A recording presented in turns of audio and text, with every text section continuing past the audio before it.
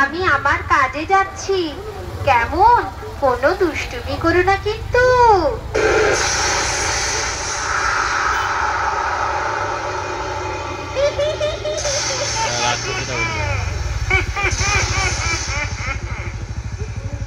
আমি অনেকক্ষণ ধরে এই সুযোগটা খুঁজছিলাম, কিন্তু কোনো সুযোগ পাইনি।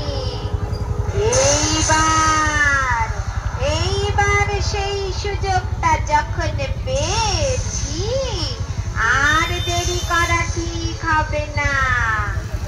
এইবার আমার কাজটা সেরে নি। এই বাচ্চাটাকে মারতে পারলে আমি কংসের কাছ থেকে অনেক পুরস্কার পাবো।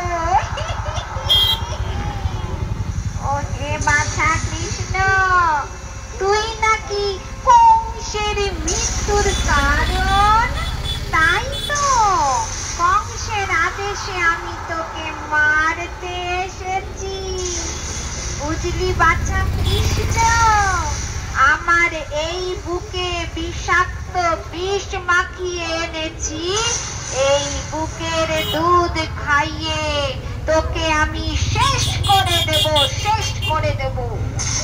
না, দোলনাটা নিয়ে একটু আড়ালে যাই, না হলে কেউ দেখে ফেলবে। আয় বাছা,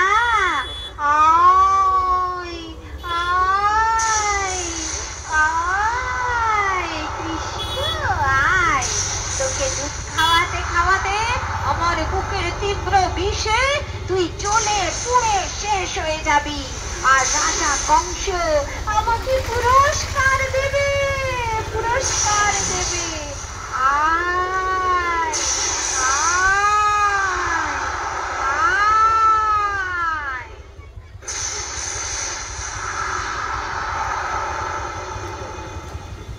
এইভাবে পুতনা কৃষ্ণকে মারবে বলে আড়ালে নিয়ে যায়, কিন্তু কৃষ্ণ মারে কে?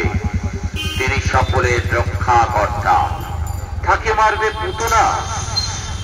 কৃষ্ণ মনে মনে ভাবছে, পুতনা তুমি ভাবছো আমি বাচ্চা ছেলে, কিন্তু আমার কত ক্ষমতা তা তোমার কোনো ধারণা নেই। তুমি আজকে আমার হাতে বিনাশ হবে, তুমি তো সেটা জানো না পুতনা। তবে দেখো পুতনা, আমার কত শক্তি, আমার কত ক্ষমতা।